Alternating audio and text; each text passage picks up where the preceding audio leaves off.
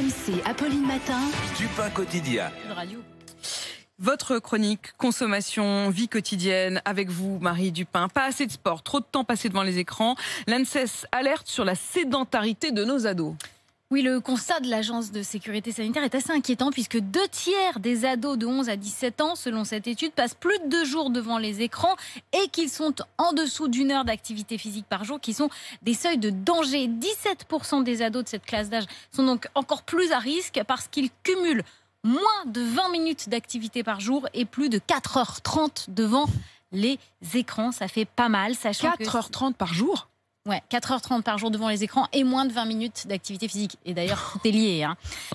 Sachant que cette étude a été menée hors confinement et que la situation s'est nécessairement dégradée depuis, l'ANSES rappelle que ces jeunes sont les adultes de demain, qu'ils sont exposés à de graves risques pour leur santé, obésité, risques cardiovasculaires et des risques psychologiques. Et ce que dit aussi l'ANSES, c'est que l'adolescence, c'est une période pendant laquelle on prend des habitudes et que quand on devient adulte, on a beaucoup de mal à se mettre à faire de l'activité physique si on ne l'a pas fait pendant l'adolescence. Je vois que Charles opine, dit Bonnet. Et moi.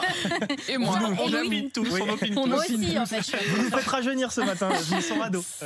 Selon l'ANSES, il faut qu'il y ait une prise de conscience collective des dangers. Ouais, selon l'ANSES, on a tendance à se dire faire du sport, c'est mieux si on le fait, mais si on ne le fait pas, c'est pas très grave. Or, elle rappelle qu'on n'a jamais été aussi sûr des risques pour la santé de la sédentarité. Elle fait aussi le constat du manque de temps laissé aux ados pour faire de l'activité physique entre l'école et les devoirs et les programmes scolaires très lourds. Quand est-ce qu'on fait de l'activité physique? Où est-ce qu'on trouve l'heure au milieu qu'il faudrait... des 4h30 d'écran par jour, peut-être. Il y a peut-être une demi-heure à trouver au milieu, là.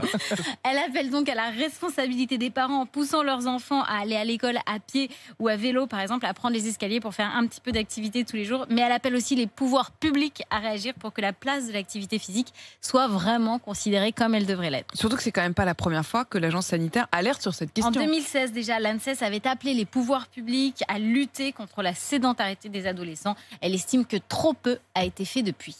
Et d'ailleurs, quand on écoute votre chronique, Marie, on se dit franchement qu'il est temps que le gouvernement laisse les jeunes refaire du sport. Ça pourrait peut-être être le cas après le 1er décembre, mais c'est même pas encore tout à fait sûr.